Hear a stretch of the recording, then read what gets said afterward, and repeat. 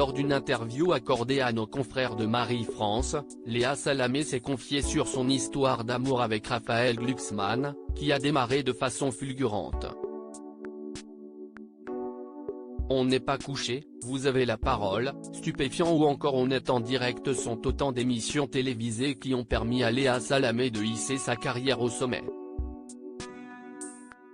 Véritable bourreau de travail et passionnée par la politique, la journaliste de France Inter et France 2 a connu la consécration, le 20 avril 2022, en animant aux côtés de Gilles Boulot le débat de l'entre-deux tours de l'élection présidentielle opposant Emmanuel Macron et Marine Le Pen. En septembre 2022, la présentatrice prend les rênes du nouveau talk-show de France Télévisions, Quelle époque, et laisse apercevoir une nouvelle facette de sa personnalité, ce qui n'est pas pour déplaire aux téléspectateurs. En 6 mois, j'étais enceinte pour Léa Salamé, la quarantaine symbolise une étape cruciale de la vie.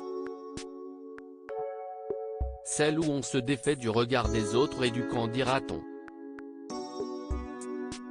La journaliste se livre, s'assume, s'affirme, mais surtout, elle se détache de l'image stricte de l'impitoyable journaliste politique et sans aucune légèreté qu'elle s'était créée.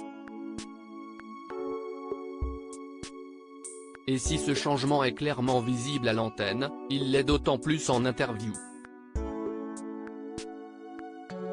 En acceptant de se livrer à nos confrères de Marie-France, Léa Salamé a librement et tendrement évoqué son histoire d'amour avec Raphaël Glucksmann. Une rencontre, fin 2015, a fait l'évidence. Un homme m'a donné envie de devenir mère. En 6 mois, j'étais enceinte, s'est-elle rappelé. Avant de reconnaître, soudainement, même avec un compagnon féministe, impliqué, vous devenez chef de famille et 90% de la charge mentale vous incombe. Aussi trépidante soit-elle, cette vie de famille reste un plaisir.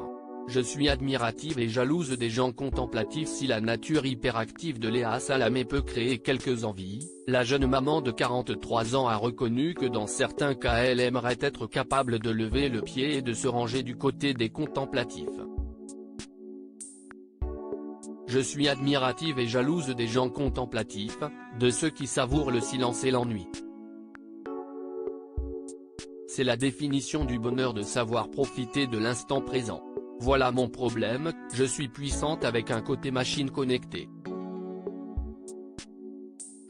Sans chercher le calme, j'aspire à l'équilibre, c'est-elle définie, non sans philosophie. À lire aussi j'avais des doutes, cette personnalité controversée que Léa Salamé ne songeait pas forcément à inviter dans Quelle époque. Article écrit avec la collaboration de 6 médias.